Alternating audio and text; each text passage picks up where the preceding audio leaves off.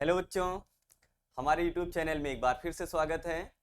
हम पढ़ रहे हैं क्लास 10th केमिस्ट्री का पहला chapter chemical reaction and equation. ठीक है, आज का ये थर्ड लेक्चर है। 2 लेक्चर हम कवर कर चुके हैं।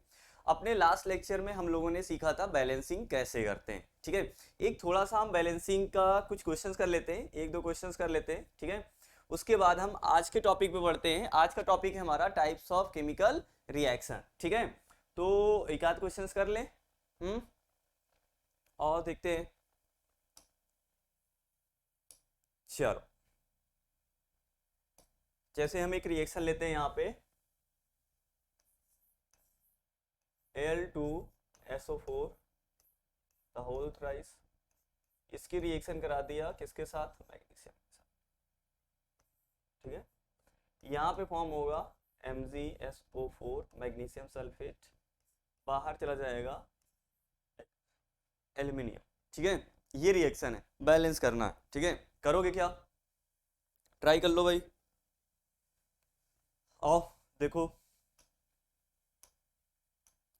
हमने बताया था कि जब हम बैलेंसिंग करने जाएंगे सबसे पहले केमिकल इक्वेशन लिखना है। केमिकल इक्वेशन लिखने के बाद, ठीक है, एलिमेंट्स के नंबर लिखने हैं, रिएक्टेंट साइड कितने हैं, प्रोडक्ट साइड कितने हैं। उसके अलावा जब हम बैलेंस कर रहे होंगे तो हमें यह ध्यान देना है कि किसी भी सब्सटेंस के फॉर्मूले में कोई चेंज नहीं आना चाहिए। और एक चीज हमने और बताया था, ठीक है, कि जब हम किसी एक एलिमेंट को बैलेंस कर रहे हैं तो हमें दूसरे एलिमेंट से मतलब नहीं होना चाहिए। ये कुछ चीजें हमें ध्यान देना है। ठीक है, लेकिन यार हम यहाँ पे अभी वो ऐसे लिख कर नहीं करेंगे, भैया रिएक्टेंट लिखे फिर प्रोडक्ट लिखे किधर कितने हैं, वो सब चीज हम नहीं करेंगे। हम डायरेक्ट बैलेंस करेंगे, उसमें टाइम जाएगा।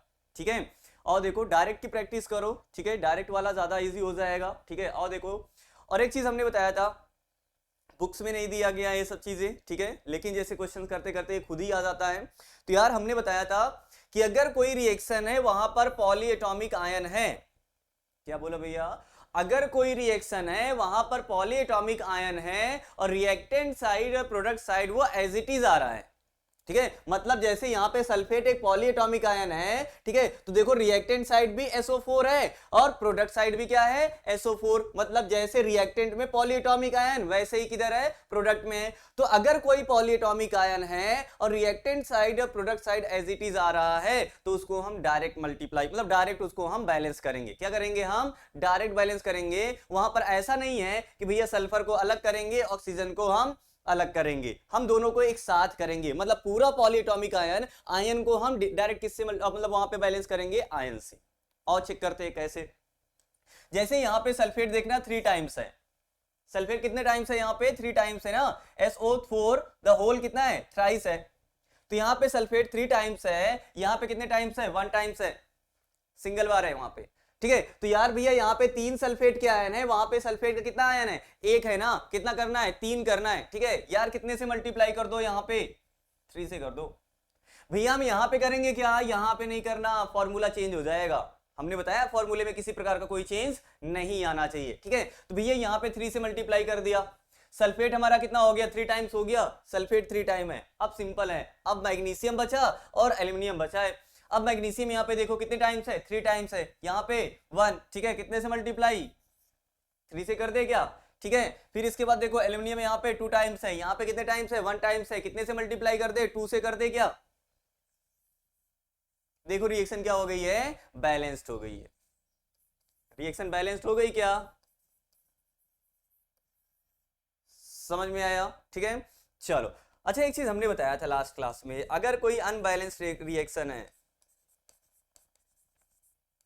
अनबैलेंस्ड रिएक्शन,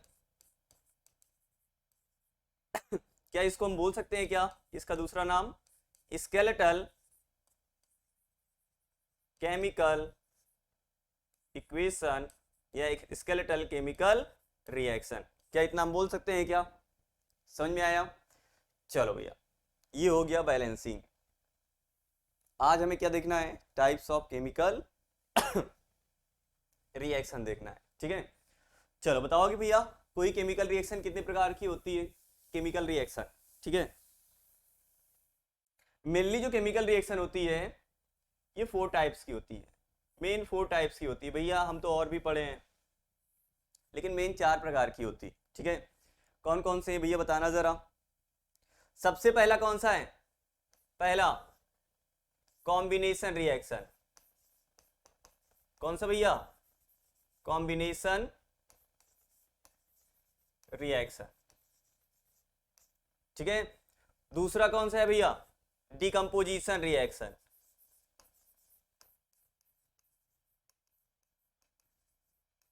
कौन सा, डिकम्पोजिशन रिएक्शन, ठीक है। तीसरा कौन सा है, डिस्प्लेसमेंट रिएक्शन, तीसरा कौन सा हो जाएगा भैया, डिस्प्लेसमेंट रिएक्शन, डिस्प्लेसमेंट रिएक्शन, ठीक है। चौथा कौन सा है, double displacement, double displacement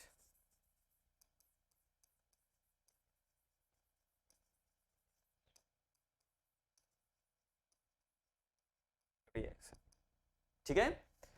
main 4 प्रकार की केमिकल रिएक्शन होती है, ठीक है। कितने प्रकार की केमिकल रिएक्शन होती है, 4, ठीक है। कौन कौन सी, कॉम्बिनेशन, डिकम्पोजिशन, डिस्प्लेसमेंट और कौन सी, डबल डिस्प्लेसमेंट, ठीक है। इसके अलावा आप पढ़ते हो, जैसे हो सकता है स्कूल में पढ़ाया गया हो या कोई कोचिंग वैसे कर रहे हो तो पढ़ाया गया हो, वहां पे आपको प्रेसिपिटेशन,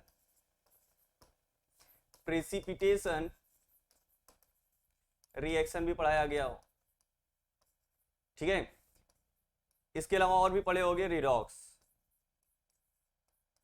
ठीक है। यार ये दोनों रिएक्शन हम अलग से पढ़ते हैं, प्रेसिपिटेशन और रिडॉक्स, ठीक है। जैसे जो प्रेसिपिटेशन है वो मेनली जैसे डबल डिस्प्लेसमेंट जो रिएक्शन होती है, ठीक है, इसी के अंडर में कौन सी आ जाती है, प्रेसिपिटेशन रिएक्शन, ठीक है। इसके अलावा जैसे रिडॉक्स है, डिस्प्लेसमेंट में भी रिडॉक्स होता है, डिकम्पोजिशन में भी रिडॉक्स होता है और कॉम्बिनेशन में भी क्या होता है, रिडॉक्स होता है। इवन जितनी डिस्प्लेसमेंट होती है, हम आगे बताएंगे कि जितनी भी डिस्प्लेसमेंट रिएक्शन होती है सबकी सब कैसी होती हैं, रिडॉक्स होती है भैया, हम चेक करके भी दिखाएंगे। तो इन दोनों रिएक्शन को हम अलग से पढ़ते हैं यार, ठीक है। मेन केमिकल रिएक्शन कितने प्रकार की होती हैं, 4 प्रकार की होती हैं। पहला कौन सा है, कॉम्बिनेशन रिएक्शन, दूसरा डिकम्पोजिशन रिएक्शन, तीसरा डिस्प्लेसमेंट, चौथा डबल डिस्प्लेसमेंट। समझ में आया, फिर से बोलना जरा, नाम यार याद होना चाहिए, ठीक है।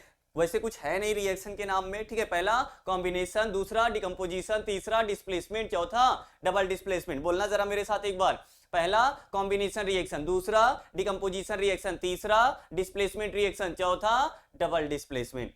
इतनी बात समझ में आई। जो डिकम्पोजिशन होती है ये भी 3 प्रकार की होती है। कितने प्रकार की होती है, 3 प्रकार की होती है भैया। कौन कौन से 3 टाइप्स की डिकम्पोजिशन है बताना जरा। पहला है थर्मोलिसिस,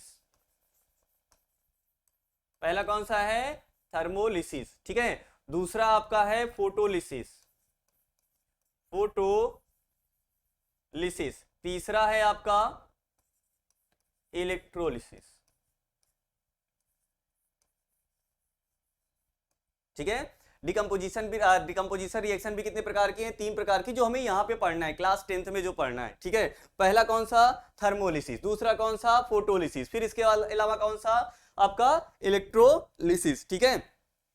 चलो आगे हम एक एक करके पढ़ते हैं। सबसे पहले हम बात करते हैं कॉम्बिनेशन रिएक्शन के बारे में। किसके बारे में बात करते हैं भैया, कॉम्बिनेशन रिएक्शन क्या होता है। यार जितनी भी रिएक्शन है आप नाम पकड़ के बता सकते हो किसमें क्या होता है, ठीक है भैया। कॉम्बिनेशन, ठीक है, ऐसी रिएक्शन जिसमें कॉम्बिनेशन होता हो, क्या होता हो, कॉम्बिनेशन होता हो, ठीक है। मतलब जिसमें चीजें कंबाइन होती है तो क्या होती है, चीजें ज्यादा होती, कम होती चली जाती है ना। एक मिलते हैं ना, 2 ग्रुप मिल रहे हैं तो ग्रुप कितना हो जाएगा, एक मिल जाएगा ना, ठीक है। अब ऐसे नहीं बोल देना भैया जब ज्यादा चीजें, मतलब जब चीजें मिलती हैं तो वो बढ़ती हैं, वो बढ़ना नहीं, नंबर में क्या होती है, वो कम होते हैं ना, ठीक है। मान लो 2 कंपनी है, ठीक है, वो आपस में क्या कर रही है, मर्ज कर रही है, आपस में वो मिल रहे हैं तो कितनी कंपनी बनेगी, एक ही तो बनेगी ना, ठीक है। तो वैसे ही यहाँ पे कॉम्बिनेशन में क्या होगा, चीजें क्या हो रही होंगी, कम हो रही होंगी, नंबर क्या हो रहे होंगे, कम हो रहे होंगे, कंबाइन हो रही ना चीजें, क्या हो रही, कंबाइन हो रही। डिकम्पोजिशन, डिकम्पोज होना, ब्रेक होना, टूटना, ठीक है। तो जब एक चीज टूटती है तो चीजें ज्यादा बढ़ती नहीं बढ़ती हैं, बढ़ती हैं, सिंपल सा। डिस्प्लेसमेंट,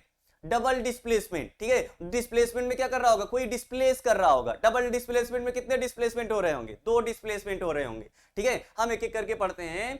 पहला कौन सा है, कॉम्बिनेशन रिएक्शन, मतलब ऐसी रिएक्शन जिसमें चीजें क्या हो रही हैं, कंबाइन हो रही हैं। अब देखो इसको हम डिफाइन क्या करेंगे, कैसे डिफाइन करेंगे भैया। कॉम्बिनेशन रिएक्शन क्या होती है, एक ऐसी रिएक्शन जिसमें दो या दो से ज्यादा सब्सटेंसेस मिल करके कोई एक सिंगल सब्सटेंस बनाए। मतलब यहां पर रिएक्टेंट दो या दो से ज्यादा होंगे, लेकिन जो प्रोडक्ट होगा वो सिंगल होगा। प्रोडक्ट कितना होगा? सिंगल होगा। ठीक है, इस प्रकार की जितनी भी रिएक्शन होती हैं वो कहलाती हैं कॉम्बिनेशन रिएक्शन। कौन सी रिएक्शन? कॉम्बिनेशन। फिर से सुनना यार, कॉम्बिनेशन रिएक्शन क्या है? रिएक्शन का एक ऐसा टाइप जिसमें दो या दो से ज्यादा सब्सटेंसेस मिल करके कोई एक सब्सटेंस फॉर्म कर रहे हो, इस प्रकार की केमिकल रिएक्शन जो होती है उसे बोला जाता है कॉम्बिनेशन रिएक्शन। एक बार फिर से सुनना, रिएक्शन का ऐसा टाइप जिसमें दो या दो से ज्यादा सब्सटेंसेस मिल करके कोई एक सिंगल सब्सटेंस बना रहे हो, उसे क्या बोला जाएगा? Combination reaction. क्या होगा वो? Combination reaction. इतनी बात समझ में आई? तो the reaction in which two or more substances combines to form a single substance is known as कौन सी रिएक्शन? Combination reaction. समझ में आया? ठीक है भैया, एग्जांपल दो जरा कुछ। जैसे यार देखना, हाइड्रोजन है और ऑक्सीजन है, ये दोनों मिल गए, फॉर्म क्या कर लिए? H2। हाइड्रोजन और ऑक्सीजन आपस में मिले, ये कंबाइन हो रहे हैं भैया। क्या हो रहे हैं? कंबाइन हो रहे हैं, तो एक सब्सटेंस बन रहा है ना यहाँ पे। हाइड्रोजन और ऑक्सीजन क्या हो गए? कंबाइन हो गए। कौन सी रिएक्शन हुई? Combination reaction. कौन सी रिएक्शन हुई? Combination reaction. इतनी बात समझ में आई यार? बैलेंसिंग नहीं देखना, बैलेंसिंग तुम आपको सिखा चुके हैं। ठीक है, यहां पे हम केवल क्या देख रहे हैं? Types of reaction. ठीक है, चलो भैया, हाइड्रोजन और ऑक्सीजन कंबाइन किए, क्या फॉर्म कर लिए? वाटर फॉर्म कर लिए। यहां पे आप देख रहे हो भैया, हाइड्रोजन और ऑक्सीजन आपस में क्या कर रहे हैं? कंबाइन कर रहे हैं। ऐसे बोलना, हाइड्रोजन और ऑक्सीजन आपस में क्या कर रहे हैं? कंबाइन कर रहे हैं। ठीक है, तो ये कौन सी रिएक्शन हो जाएगी? Combination reaction. समझ में आया? और एग्जांपल दो भैया, जैसे मैग्नीशियम और ऑक्सीजन, ये दोनों आपस में क्या कर रहे हैं? रिएक्ट कर रहे हैं। ठीक है, फॉर्म क्या करेंगे? Magnesium oxide, MgO। अब यार यहां पर भी तो देखो ना, चीजें मिल रही है ना यार। मैग्नीशियम किसके साथ कंबाइन कर गया? ऑक्सीजन के साथ कंबाइन कर गया। मैग्नीशियम और ऑक्सीजन क्या कर गए? कंबाइन कर गए। क्या फॉर्म किए? Magnesium oxide. तो यार यहाँ पे दो सब्सटेंस मिलकर के एक सिंगल सब्सटेंस बना रहे हैं। और ऐसी रिएक्शन तो हमने क्या बताया था? Combination reaction. कि मतलब रिएक्शन के एक ऐसा टाइप जहां पर दो या दो से ज्यादा सब्सटेंस, ठीक है, मतलब मिनिमम कितने होने चाहिए? दो सब्सटेंस होने चाहिए। ठीक है, तो दो या दो से ज्यादा सब्सटेंसेस मिल करके जब कोई एक सिंगल सब्सटेंस बना रहे हो, तो इस प्रकार की जितनी भी रिएक्शन होती है सब किसके अंडर में आती है? कॉम्बिनेशन। इतनी बात समझ में आई? और देखो, जैसे और कौन सी ले ले भैया? अभी हम एक बैलेंसिंग नहीं करवाए, अच्छा पहले करवा चुके हैं। हाइड्रोजन और नाइट्रोजन, हाइड्रोजन और नाइट्रोजन है भाई। ठीक है, ये रिएक्ट करके अमोनिया फॉर्म करते हैं। क्या फॉर्म करते हैं भैया? अमोनिया। कौन सी रिएक्शन है भैया ये? ठीक है, हाइड्रोजन और ऑक्सीजन जब कंबाइन होते हैं अमोनिया फॉर्म करते हैं। कौन सी रिएक्शन? यहां पे देखो जुड़ रहे हैं ना। कौन कौन जुड़ रहा है? हाइड्रोजन और नाइट्रोजन आपस में कंबाइन हो रहे हैं। कौन सी रिएक्शन होगी ये सब? कॉम्बिनेशन रिएक्शन होगी। कौन सी रिएक्शन होगी? Combination reaction. इसके अलावा भैया और कोई एक आध एग्जांपल दे दो, एक एग्जांपल और ले लो। ठीक है, जैसे देखो कैल्शियम ऑक्साइड है, इसमें हमने वाटर मिक्स कर दिया। क्या मिक्स कर दिया भैया? वाटर मिक्स कर दिया। क्या बनाएगा? कोई बताएगा क्या भैया? कैल्शियम हाइड्रोक्साइड बनाएगा। क्या बनाएगा? Calcium hydroxide. ठीक है, तो यार देखो ना, यहाँ पे कैल्शियम ऑक्साइड और वाटर, ये दो सब्सटेंस है, ये एक सब्सटेंस है, ये दूसरा सब्सटेंस है। ठीक है, ये दोनों आपस में क्या कर गए? कंबाइन कर गए। ये दोनों आपस में कंबाइन किए कि नहीं किए? एक नया सब्सटेंस बनाए कि नहीं बनाए? बनाए। कौन सी रिएक्शन भैया ये? Combination reaction. यार एग्जाम में सिंपल सा आता है, चार ऑप्शन दिए होंगे, अब तो एमसीक्यूज आने लगा है, वहां पे ये भी हो जाएगा। अगर यहां से पूछेंगे भैया चार रिएक्शन आपको दे दिए, कौन सी रिएक्शन है ये? इसमें से मतलब ये बोलती है कि इसमें से कॉम्बिनेशन रिएक्शन कौन सी है, डिकम्पोजिशन कौन सी है, डिस्प्लेसमेंट कौन सी है, डबल डिस्प्लेसमेंट कौन सी है। चार ऑप्शन दे दिए, आपको पहचानना होगा। या आपको रिएक्शन दे दिए, बोलेंगे इसको बैलेंस करो और बताओ कि कौन से प्रकार की ये रिएक्शन है। समझ में आया? पक्का? चलो, तो इतना हो गया किसमें? कॉम्बिनेशन रिएक्शन में। तो कॉम्बिनेशन रिएक्शन क्या होती है? एक बार फिर से सुनना। रिएक्शन का एक ऐसा टाइप जहां पर दो या दो से ज्यादा सब्सटेंसेस मिल करके कोई एक सब्सटेंस फॉर्म करें, इस प्रकार की जितनी भी केमिकल रिएक्शन होती है वो कहलाती है कॉम्बिनेशन रिएक्शन। ठीक है, और कॉम्बिनेशन रिएक्शन में सब्सटेंसेस कम होते हैं, कंबाइन होते हैं, जुड़ते हैं आपस में। जब चीजें जुड़ती हैं, मर्ज होती हैं, तो चीजों के नंबर में क्या आएगी? कमी आएगी ना। ठीक है, मतलब यहां पे देखो दो अलग अलग थे, यहां पे एक सिंगल हो गए। समझ में आया? ऐसे कहने का मतलब है। इतनी बात समझ में आई? चलो भैया, नेक्स्ट है डिकम्पोजिशन रिएक्शन। कौन सी है भैया? डिकम्पोजिशन रिएक्शन या डिकम्पोजिशन, नाम पकड़ो, डिकम्पोजिशन मतलब डिकम्पोज होना, मतलब ऐसी रिएक्शन जिसमें डिकम्पोजिशन हो रहा हो यार, जिसमें चीजें क्या कर रही हो? ब्रेक हो रही हो। तो यार इसको हम बोल सकते हैं क्या कि रिएक्शन का ऐसा टाइप जहां पर कोई एक सब्सटेंस है वो ब्रेक हो करके दो या दो से ज्यादा नए सब्सटेंस फॉर्म कर रहा हो। फिर से सुनना, रिएक्शन का ऐसा टाइप जहां पर एक सब्सटेंस ब्रेक होकर के दो या दो से ज्यादा नए सब्सटेंस फॉर्म कर रहा हो, इस प्रकार की जितनी भी केमिकल रिएक्शन होंगी वो कहलाएंगी डिकम्पोजिशन रिएक्शन। मतलब इसमें रिएक्टेंट सिंगल होगा।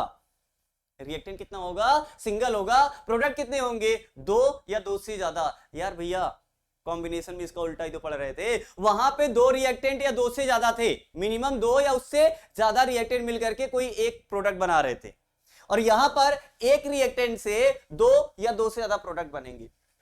तो क्या बोल सकते हैं क्या कि जो डिकम्पोजिशन होता है वो कॉम्बिनेशन के उल्टा होता है। यार वहां पे चीजें जुड़ती हैं, यहां पे चीजें टूटती हैं। जुड़ना और टूटना एक दूसरे के अपोजिट ही तो है ना यार, ठीक है यार। आता है एनसीईआरटी में शायद क्वेश्चन दिया है कि डिकम्पोजिशन और कॉम्बिनेशन एक दूसरे के अपोजिट कैसे हैं। तो क्या बताओगे कि कॉम्बिनेशन में चीजें जुड़ती हैं, डिकम्पोजिशन में चीजें टूटती हैं।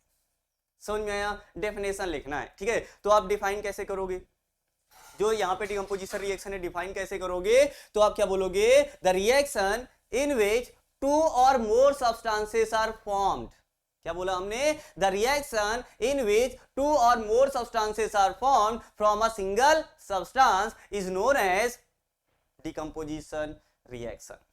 समझ में आया? मतलब रिएक्शन एक ऐसी रिएक्शन जिसमें दो या दो से ज्यादा नए सब्सटेंस बनते हैं किसी एक सिंगल सब्सटेंस से, इस प्रकार की जो केमिकल रिएक्शन होती हैं वो कहलाती है डिकम्पोजिशन रिएक्शन। कौन सी होती है भैया? Decomposition reaction. इतना समझ में आया? आओ आगे बढ़ते हैं, एग्जाम्पल लेते हैं भैया। जैसे हमने ले लिया यार FeSO4 फेरस सल्फेट, इसको हमने हीट किया।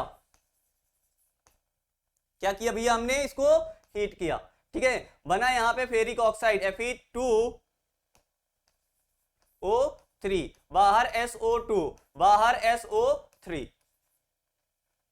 यहां पे देखो रिएक्टेंट कितना है? एक। प्रोडक्ट कितने हैं यहां पर? तीन, ठीक है। कौन सी रिएक्शन? Decomposition reaction. भैया और कुछ एग्जांपल दे देते। कैल्शियम कार्बोनेट, क्या है ये? Calcium carbonate. इसको हमने हीट कर दिया। क्या कर दिया? इसको हमने हीट कर दिया। फॉर्म करेगा कैल्शियम ऑक्साइड, बाहर गैस जाएगी कार्बन डाइऑक्साइड। कौन सी गैस बाहर जाएगी? Carbon dioxide. यहां पर भी देखो रिएक्टेंट कितना है? एक है। प्रोडक्ट कितने हैं यहां पे? दो हैं। कौन सी रिएक्शन? डिकम्पोजिशन रिएक्शन, ठीक है। और कुछ एग्जांपल दोगे क्या भैया? ले लो भैया।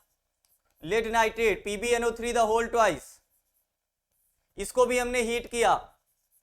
ये फॉर्म करेगा क्या? Lead oxide. बाहर क्या जाएगा? नाइट्रोजन डाइऑक्साइड, और बाहर क्या जाएगा? ऑक्सीजन जाएगा। कौन सी रिएक्शन? Decomposition reaction. इतना समझ में आया? ठीक है। मतलब एक ऐसी रिएक्शन जिसमें दो या दो से ज्यादा सब्सटेंसेस फॉर्म होते हैं किसी एक सिंगल सब्सटेंस से, इस प्रकार की रिएक्शन को बोला जाता है डिकम्पोजिशन रिएक्शन। क्या बोला जाता है? Decomposition reaction. मतलब the reaction in which two or more new substances are formed from a single reactant is known as decomposition reaction. समझ में आया? पक्का? चल, अब डिकम्पोजिशन रिएक्शन के हमने कितने टाइप बताए थे? तीन टाइप बताए थे। डिकम्पोजिशन रिएक्शन के कितने टाइप बताए थे? तीन टाइप। कौन कौन सा? थर्मोलिसिस, फोटोलिसिस, इलेक्ट्रोलिसिस, ठीक है। मतलब यार डिकम्पोजिशन रिएक्शन जो होती है, याद रखना, एक एंडोथर्मिक प्रोसेस होती है। कौन सी प्रोसेस होती है? Endothermic process. एक मिनट। डिकम्पोजिशन रिएक्शन जो होती है ये कैसी प्रोसेस होती है? एंडोथर्मिक होती है। एंडोथर्मिक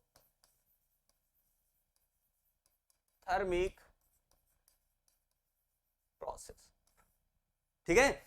अब भैया एंडोथर्मिक क्या होती है? तो यार अभी हम ये बाद में बताएंगे, एंडोथर्मिक और एक्सोथर्मिक। बस इतना समझ लो, ऐसी प्रोसेस जिसमें हीट लगती हो, ऐसी प्रोसेस जिसमें हीट लगती हो उसे बोलते हैं एंडोथर्मिक प्रोसेस, क्या बोलते हैं, एंडोथर्मिक प्रोसेस, या बोल दो ऐसी प्रोसेस जिसमें एनर्जी यूटिलाइज होती है, एनर्जी लगती हो, उस प्रकार की जो प्रोसेसेस होती हैं उसे बोला जाता है एंडोथर्मिक प्रोसेस। और याद रखना डिकम्पोजिशन, जितनी भी डिकम्पोजिशन होती है सबकी सब इंडोथर्मिक प्रोसेस होती है, मतलब सब में एनर्जी लगती है। कोई भी इंडोथर्म मतलब सॉरी कोई भी डिकम्पोजिशन है सबके सब में वहां पे एनर्जी लगेगी। अब एनर्जी तीन फॉर्म में यूज हो सकती है, कितने फॉर्म में, तीन फॉर्म में, या तो हीट के फॉर्म में एनर्जी लग रही होगी, या तो लाइट के फॉर्म में लग रही होगी, या तो इलेक्ट्रिसिटी एनर्जी लग रही होगी, या इलेक्ट्रिकल एनर्जी वहां पे यूटिलाइज हो रही होगी।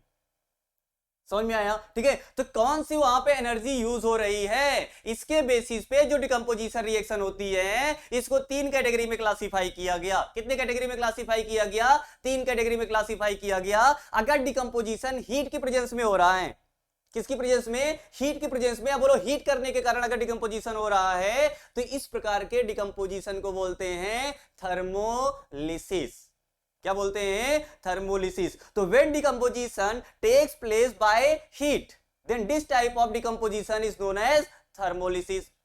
और अगर डिकम्पोजिशन लाइट की प्रेजेंस में हो रहा हो, किसकी प्रेजेंस में हो रहा हो, लाइट की प्रेजेंस में, या लाइट के कारण डिकम्पोजिशन हो रहा हो, तो इस प्रकार के डिकम्पोजिशन को बोलते हैं फोटोलिसिस।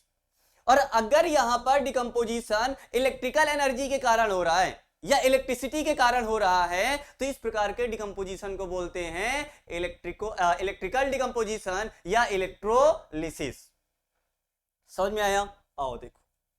सबसे पहले हम बात करते हैं कौन सा, थर्मल डिकम्पोजिशन। कौन सा भैया, थर्मल डिकम्पोजिशन। थर्मल का मतलब ही क्या होता है, लाइट, या सॉरी थर्मल का मतलब क्या होता है, हीट। थर्मल का मतलब क्या होता है, हीट। डिकम्पोजिशन मतलब डिकम्पोजिशन, या इसी को बोल सकते हैं हम थर्मोलिसिस। क्या बोल सकते हैं भैया, थर्मोलिसिस।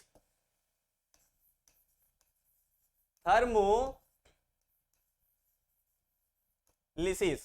ठीक है। थर्मो का मतलब क्या होगा, हीट होगा। लिसिस का मतलब क्या होगा, ब्रेक करना, ठीक है। थर्मो का मतलब क्या होगा,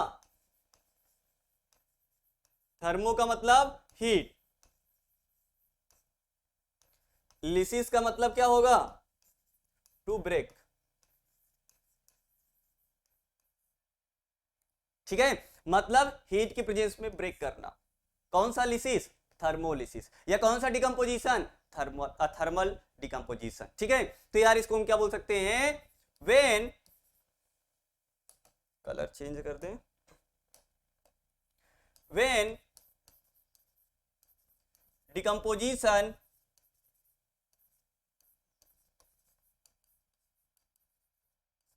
takes place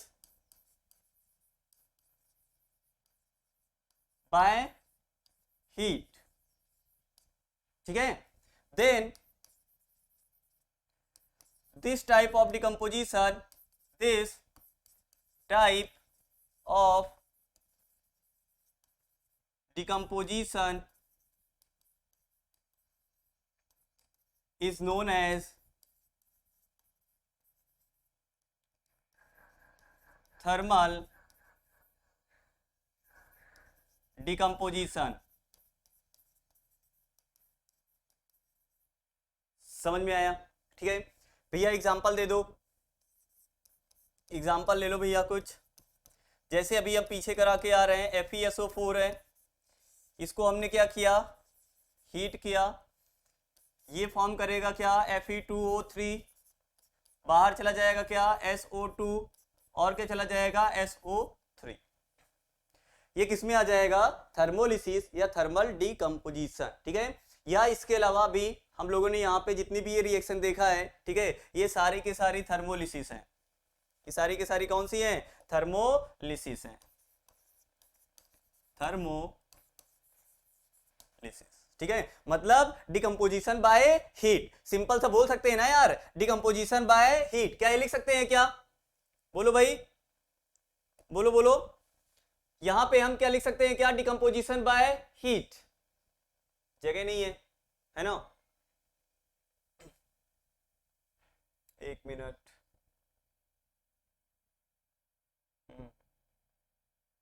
अच्छा, यहां पे हम लिख सकते हैं क्या, डिकम्पोजिशन बाय ठीक है, सिंपल सा बोलना है, तो डिकम्पोजिशन बाय हीट। ठीक है, चलो नेक्स्ट कौन सी कैटेगरी है भैया, फोटोलिसिस। कौन सी है, फोटोलिसिस। ठीक है, मतलब फोटो का मतलब क्या होगा, लाइट। फोटो कहीं पर भी आए, फोटो का मतलब यार लाइट होता है, फोटो का मतलब क्या होता है, लाइट। ठीक है, फोटो मतलब लाइट। ठीक है, लिसिस मतलब टू ब्रेक। ठीक है, मतलब जब डिकम्पोजिशन किसकी प्रेजेंस में हो, लाइट की प्रेजेंस में हो, तो इस प्रकार की जो डिकम्पोजिशन होती है वो कहलाती है फोटोलिसिस। फोटोलिसिस, लाइट के द्वारा ब्रेक करना।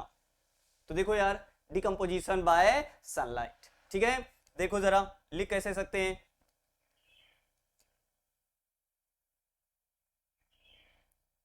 when decomposition takes place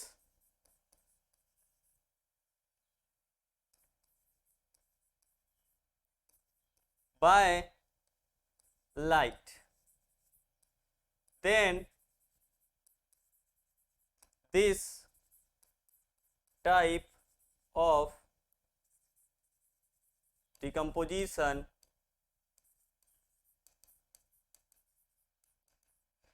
is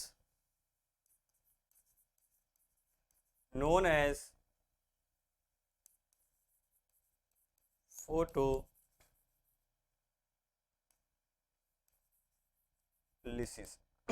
समझ में आया यार, एग्जाम में पूछा गया, डिफाइन करना है, डायरेक्ट बोल दो कि in photolysis decomposition takes place through sunlight. समझ में आया, एग्जाम्पल जैसे यार देख लो, एग्जाम्पल देख लो, जैसे यार सिल्वर क्लोराइड है, AgCl।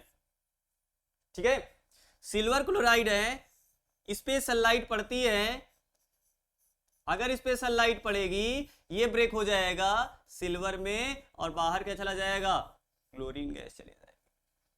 ठीक है यार, यहां पे कलर याद रखना है आपको, सिल्वर का कलर कैसा होता है, व्हाइट होता है, याद रखना, सिल्वर का कलर कैसा होता है, व्हाइट। ठीक है, सॉरी, सिल्वर क्लोराइड का कलर व्हाइट होता है, कैसा होता है सिल्वर क्लोराइड का कलर, व्हाइट। सिल्वर का कलर कैसा होता है, ग्रे। सिल्वर का कलर कैसा होता है, जिसको सिल्वर कलर बोलते हो ना, वो कौन सा कलर होता है, ग्रे कलर होता है। तो सिल्वर ग्रे कलर का होता है, सिल्वर क्लोराइड किस कलर का होता है, व्हाइट कलर का। ये कलर याद रखना, ठीक है, एग्जाम में पूछा जा सकता है। तो यार व्हाइट कलर के सिल्वर क्लोराइड पे सनलाइट अगर पड़ जाए तो ये ग्रे कलर के किस में कन्वर्ट हो जाता है, सिल्वर में, और क्लोरीन गैस वहां पे बाहर हो जाती है। इतना समझ में आया। ठीक है, इसके अलावा यार इसका एक एग्जांपल और याद रखना है, इसका एक एग्जांपल और याद रखना है यार,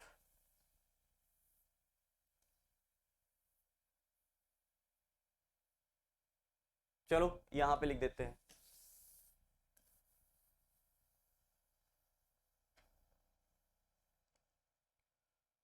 सिल्वर ब्रोमाइड AgBr। जैसे सिल्वर क्लोराइड है वैसे सिल्वर ब्रोमाइड। ठीक है, इस पे भी सनलाइट पड़ती है, सेम उसी तरह तरीके का होता है, सनलाइट पड़ेगी, सिल्वर अलग, ब्रोमीन। ठीक है, ये जो रिएक्शन है ये यूज होती है ब्लैक एंड व्हाइट फोटोग्राफी में। दिस टाइप्स ऑफ रिएक्शन या दिस टाइप ऑफ रिएक्शन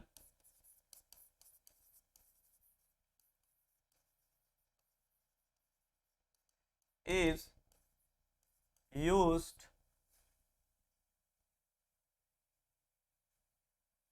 दो बार हो गया टाइप है ना, ये बोल सकते हैं दिस टाइप नहीं, बस ये लिख दें हम, this reaction is used in black and white photography।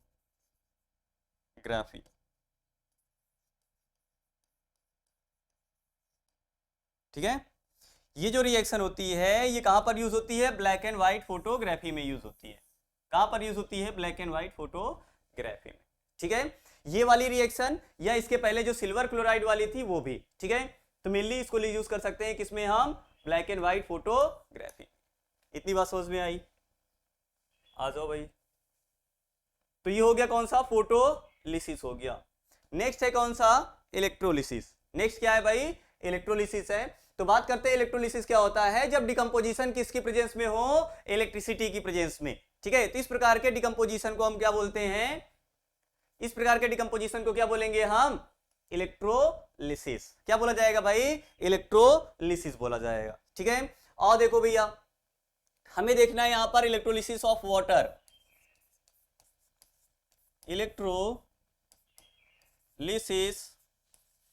Of water, ठीक है। मतलब किसकी इलेक्ट्रोलिसिस देखना है, वाटर की इलेक्ट्रोलिसिस देखना है। किसकी इलेक्ट्रोलिसिस देखना है भाई, वाटर की। चलो भैया देखते हैं कैसे होगा यहाँ पे। तो यार कुछ चीजें याद रखना, इलेक्ट्रोलिसिस कई बार आपसे पूछा जाएगा। इलेक्ट्रोलिसिस में एक आपको क्या लेना होता है, इलेक्ट्रोलिटिक सेल लेना होता है। क्या लेना होता है, एक इलेक्ट्रोलिटिक सेल, ठीक है। इलेक्ट्रोलिटिक सेल में वहां पे आपके पास इलेक्ट्रोड होते हैं दो। क्या होते हैं, दो इलेक्ट्रोड होते हैं।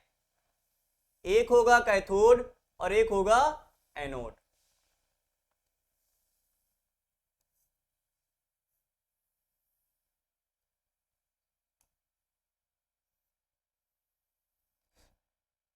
तो क्या बताया हमने, इलेक्ट्रोलिसिस में एक इलेक्ट्रोलिटिक सेल लेना है, दो इलेक्ट्रोड लेने हैं, एक कैथोड होगा एक एनोड होगा। इसको हम कैथोड मान लेते हैं, CaTHODE,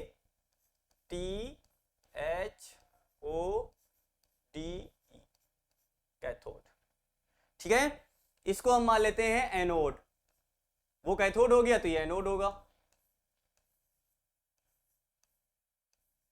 दिखाई दे रहा है, ठीक है। अब याद रखना, जो कैथोड होता है ये नेगेटिव चार्ज होता है।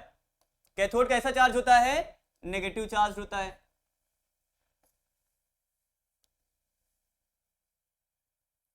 एक मिनट,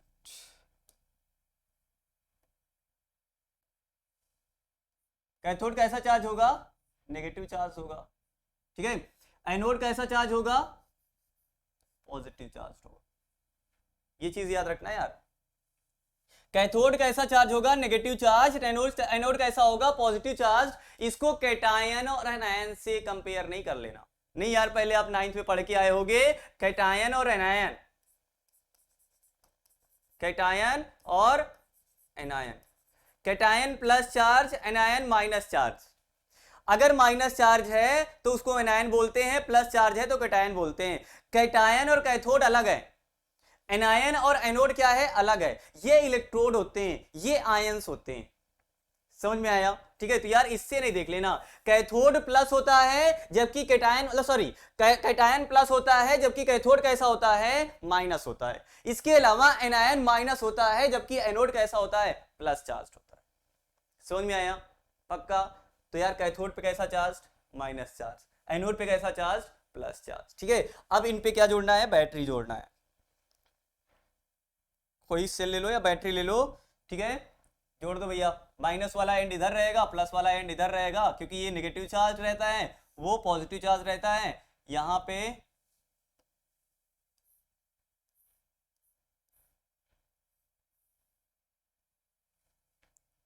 आई बात समझ में। अब हमें जिसकी इलेक्ट्रोलिसिस करना है, जैसे यहां पे वाटर की इलेक्ट्रोलिसिस करना है, तो वाटर हम क्या कर देंगे, इस इलेक्ट्रोलिटिक सेल में डाल देंगे। भैया चलो ठीक है, वाटर यहां पे हमने डाल दिया। क्या डाल दिया, यहां पे वाटर डाल दिया।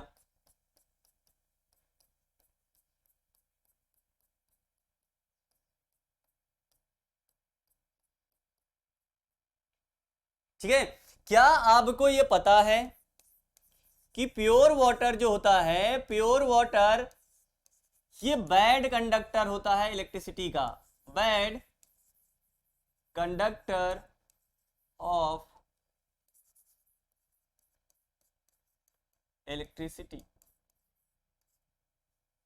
क्या ये पता है कि प्योर वाटर जो होता है वो बैड कंडक्टर होता है इलेक्ट्रिसिटी का? भैया हम तो ये सुने हैं कि अगर हम गीले हाथ से किसी सॉकेट को टच करते हैं या इलेक्ट्रिकल अप्लायंस को टच करते हैं, करंट मार देगा। वहां पे करंट मारता है कि नहीं मारता है? भैया वो प्योर वाटर नहीं है, उसमें मिनरल्स भी तो हैं। क्या है? मिनरल्स हैं। जो डिस्टिल्ड वाटर होता है वो प्योर वाटर में आता है, ठीक है, मतलब उसमें कोई आयन ना हो, ठीक है। तो भैया जो प्योर वाटर होता है वो बैड कंडक्टर होता है इलेक्ट्रिसिटी का, ठीक है। अगर बैड कंडक्टर यहां पर प्योर वाटर जो है, अगर ये बैड कंडक्टर इलेक्ट्रिसिटी का है, तो भैया जब यहां पे हम इलेक्ट्रिसिटी सप्लाई करेंगे तो इलेक्ट्रिसिटी तो यहाँ पे कंडक्ट होने वाली नहीं है, ज्यादा थोड़े अमाउंट में कंडक्ट होगी, और थोड़े अमाउंट में कंडक्ट होगी तो यहाँ पर जो क्या बोलते हैं इलेक्ट्रोलिसिस प्रोसेस है वो बहुत स्लो होगी। कैसे होगी? बहुत स्लो होगी। तो भैया इसके लिए क्या करें फिर? अब हम फिर बताओ क्या करें? तो यार इसमें क्या किया जाता है, थोड़े अमाउंट में सल्फ्यूरिक एसिड मिक्स किया जाता है। क्या मिक्स किया जाता है? सल्फ्यूरिक एसिड H2SO4, ये स्मॉल अमाउंट में मिक्स किया जाता है, ठीक है। तो जब हम वाटर की इलेक्ट्रोलिसिस करते हैं तो उस समय हम स्मॉल अमाउंट में सल्फ्यूरिक एसिड मिक्स करते हैं वाटर में। किस लिए मिक्स करते हैं? क्योंकि वाटर एक बैड कंडक्टर होता है इलेक्ट्रिसिटी का, और उसकी कंडक्टिविटी इंक्रीज करने के लिए, क्या इंक्रीज करने के लिए भैया? कंडक्टिविटी। तो वाटर की कंडक्टिविटी इंक्रीज करने के लिए उसकी इलेक्ट्रोलिसिस करते समय वहां पर स्मॉल अमाउंट में क्या मिक्स करते हैं? Sulphuric acid. समझ में आया क्यों मिक्स किए? क्यों मिक्स किए भैया? लिखो जरा यहां पे, to increase the conductivity of water. समझ में आया? ठीक है। अब कंडक्टिविटी इंक्रीज करने के लिए क्यों? क्योंकि जो वाटर होता है वो बैड कंडक्टर होता है इलेक्ट्रिसिटी का, ठीक है। नॉर्मल अगर हम यहां पे सल्फ्यूरिक एसिड मिक्स नहीं किए हैं तो यहां पर जो इलेक्ट्रोलिसिस है वो बहुत स्लो रेट पे होगी, लेकिन वहां पे सल्फ्यूरिक एसिड मिक्स कर दिए तो वाटर की कंडक्टिविटी क्या हो गई? बढ़ गई। क्यों? क्योंकि कोई भी एसिड है जब इसको वाटर में मिक्स किया जाता है, मिलाया जाता है, वो अपने आयंस में ब्रेक हो जाता है। किस में ब्रेक हो जाएगा? आयंस में ब्रेक हो जाएगा। यहां पर इलेक्ट्रोलाइट बढ़ जाएंगे। क्या बढ़ जाएंगे? इलेक्ट्रोलाइट बढ़ जाएंगे, और इलेक्ट्रोलाइट बढ़े नहीं, कंडक्टिविटी बढ़ जाएगी। तो बस सिंपल सा याद रखना है कि स्मॉल अमाउंट, ज्यादा नहीं मिक्स करते हैं, स्मॉल अमाउंट में करते हैं, स्मॉल अमाउंट में याद रखना, ठीक है। तो बताया वहां पे पूछा जाएगा कि during electrolysis of water small amount of sulphuric acid is added, why? Give reason, ठीक है। तो भैया क्या बोलोगे? Because water is a bad conductor of electricity and to increase its conductivity small amount of sulphuric acid is added during the electrolysis of water. समझ में आ गया? पक्का? चलो भैया अब इतना हो गया। अब यहां पे हमने सल्फ्यूरिक एसिड मिक्स कर दिया, वाटर ले लिया, हमने यहां पे करेक्शन दे दिया। अब इलेक्ट्रिसिटी मतलब यहां पे जो इलेक्ट्रोलिसिस है वो शुरू हो जाएगी। जब इलेक्ट्रोलिसिस शुरू होगी तो देखना कैथोड पे क्या होगा और एनोड पे क्या होगा। अब एक चीज याद रखना, ये हमेशा याद रखना, हमेशा हर एक चैप्टर में या बोलो कभी भी वहां पे इलेक्ट्रोलिसिस आता है तो याद रखना एनोड पे हमेशा ऑक्सीडेशन होगा और कैथोड पे हमेशा रिडक्शन होगा। भैया ऑक्सीडेशन और रिडक्शन क्या होता है ये हम आगे पढ़ाएंगे, आपको नेक्स्ट लेक्चर में बताएंगे कि ऑक्सीडेशन और रिडक्शन क्या होता है। ऑक्सीडेशन और रिडक्शन क्या होता है ये हम नेक्स्ट लेक्चर में बताएंगे। बस अभी याद रखना कि कैथोड पे क्या होता है? रिडक्शन होता है, और एनोड पे हमेशा क्या होता है? ऑक्सीडेशन। रट लो यार, कैथोड पे हमेशा रिडक्शन, एनोड पे हमेशा ऑक्सीडेशन, ये सब याद होना चाहिए यार, ठीक है। और देखो तो कैथोड पे कौन सी प्रोसेस हो रही होगी, एनोड पे कौन सी प्रोसेस हो रही होगी, ठीक है। चलो भैया कैथोड कैसा चार्ज है? Minus charge. वो कैसा चार्ज है? Plus charge. अब यहां पे कैथोड पे क्या होता है? जो वाटर है इसका H प्लस आयन आता है। हाइड्रोजन आयन कैथोड पर इलेक्ट्रॉन गेन करके कन्वर्ट हो रहा होता है हाइड्रोजन में, H2, ठीक है। दो हाइड्रोजन यहां पे बैलेंस करोगे कितने हो जाएंगे? 2 हो जाएंगे। या कितने इलेक्ट्रॉन गेन करेगा? 2 इलेक्ट्रॉन। कैथोड पे ये प्रोसेस हो रही होगी। भैया वहां पे ये पूछा जाएगा क्या? ये नहीं पूछा जाएगा, ये रिएक्शन नहीं पूछी जाएगी। आपसे पूछा जाएगा कैथोड पे कौन सी गैस रिलीज होती है, तो कैथोड पे कौन सी गैस रिलीज हो रही है? हाइड्रोजन। कौन सी रिलीज हो रही है? हाइड्रोजन, ठीक है। इसके अलावा एनोड पर वाटर के मॉलिक्यूल ब्रेक हो रहे होंगे H प्लस में, और बाहर जा रहा होगा यहां पर ऑक्सीजन, और क्या निकल रहा होगा? इलेक्ट्रॉन। एनोड पे ये प्रोसेस हो रही है, वाटर ब्रेक हो रहा है, हाइड्रोजन बाहर जा रहा है, H प्लस आयन बाहर जा रहा है, H प्लस जा रहा है, हाइड्रोजन नहीं जा रहा है। ये बाहर नहीं रिलीज होगा, H2 के फॉर्म में ये रिलीज होगा, H+ के फॉर्म में नहीं। ये H+ आयन जो है ये चला जाएगा कैथोड पर। कहां पर जाएगा भैया? ये आया कहां से? जब ये वाटर ब्रेक हुआ इसमें इसमें इसमें, तो ये इलेक्ट्रॉन और ये हाइड्रोजन कहां पे चले गए? कैथोड पर। ये हाइड्रोजन और ये वाले हाइड्रोजन और ये इलेक्ट्रॉन कहां पे चले गए? कैथोड पर। और इनका क्या हो गया? रिडक्शन हो गया। हाइड्रोजन ने इलेक्ट्रॉन गेन कर लिया और ये कन्वर्ट हो गया H2। H+ आयन के फॉर्म में वो बाहर नहीं जाएंगे, वो तो H+ आयन है यार। ऐसे तो कहो कि हमने यहाँ पे एसिड मिक्स किया तो यहाँ पे H+ आयन आ गए। क्या आ गए? H+ ion. तो ये इस फॉर्म में रिलीज नहीं होता है, H2 की फॉर्म में बाहर जाता है। क्योंकि गैस जब लिखते हैं, हाइड्रोजन गैस लिखते हैं तो हम क्या लिखते हैं? H2 लिखते हैं ना यार। ठीक है, चलो। तो यार यहां पर देखो, कैथोड पे कौन सी गैस रिलीज हो रही है? हाइड्रोजन। एनोड पे कौन सी गैस रिलीज हो रही है? ऑक्सीजन। हमें ये याद रखना है। रिएक्शन भैया पूछा जाएगा क्या? रिएक्शन कभी नहीं पूछा जाएगा, कभी रिएक्शन नहीं पूछा जाएगा, कसम से बता रहे हैं। ठीक है, हाइड्रोजन सॉरी यहाँ पे कैथोड पे कौन सी गैस? हाइड्रोजन। एनोड पे कौन सी गैस? ऑक्सीजन। ठीक है, तो पूछा जाता है कि जब वाटर की इलेक्ट्रोलिसिस करते हैं तो कैथोड और एनोड से कौन सी गैस रिलीज होती है? तो कैथोड से हाइड्रोजन गैस जाती है और एनोड से कौन सी गैस रिलीज होती है? ऑक्सीजन गैस रिलीज होती है। इतना समझ में आ गया? पक्का। अब यार एक चीज और देखना, यहां पे हाइड्रोजन पे कैसा चार्ज है? प्लस चार्ज है ना। और प्लस वाला किससे अट्रैक्ट होगा? माइनस से, क्योंकि कैथोड पे कैसा चार्ज होता है? माइनस चार्ज होता है। तो यार H+ आयन मतलब प्लस चार्ज है उस पे। कैसा चार्ज है? Plus charge. प्लस किससे अट्रैक्ट होगा? माइनस से अट्रैक्ट होगा। तो भैया यहाँ पे जो हाइड्रोजन आयन है वो माइनस वाले से अट्रैक्ट हो जाता है और वहां पर जाकर क्या हो जाएगा? रेड्यूस हो जाएगा। अगर मान लो एग्जाम में भूल गए हो तो याद रखना, वहां पे H+ आयन होता है। H+ आयन प्लस वाला किससे अट्रैक्ट होता है? माइनस। और माइनस वाला किससे अट्रैक्ट होता है? प्लस से। ठीक है, तो हाइड्रोजन चला जाएगा कहां पर? कैथोड पर। समझ में आया? तो अगर एक जगह से पता चल गया कि हाइड्रोजन गैस बाहर जा रही है तो दूसरी जगह से क्या जा रही होगी? ऑक्सीजन जा रही होगी। तो कैथोड से हाइड्रोजन, एनोड से ऑक्सीजन। इतना समझ में आ गया होगा। ठीक है, अब यार यहां पर एक चीज और देख लो, जगह नहीं यहां पे देखो। जब वाटर को ब्रेक किया जाएगा, अब हम कंबाइंड रिएक्शन लिख रहे हैं, कैथोड और एनोड पे जो रिएक्शन होती है कंबाइन करके लिख रहे हैं। जब इसकी क्या होगी? इलेक्ट्रोलिसिस होगी।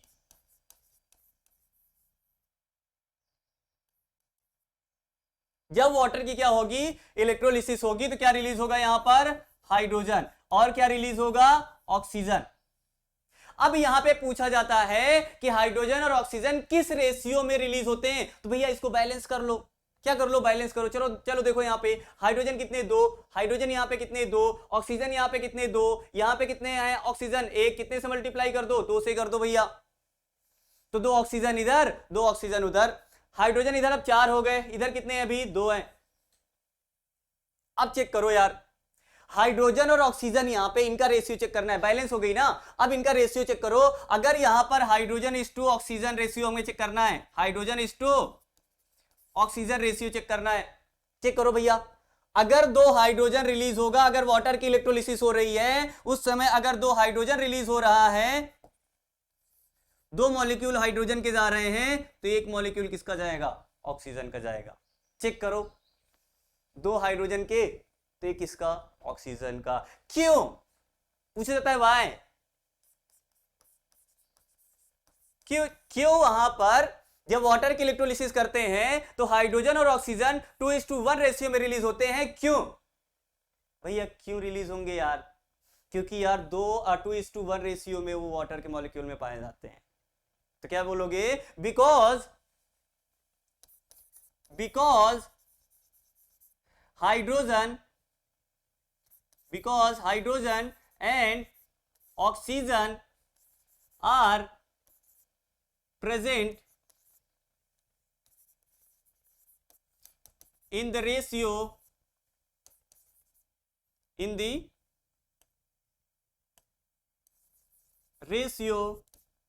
of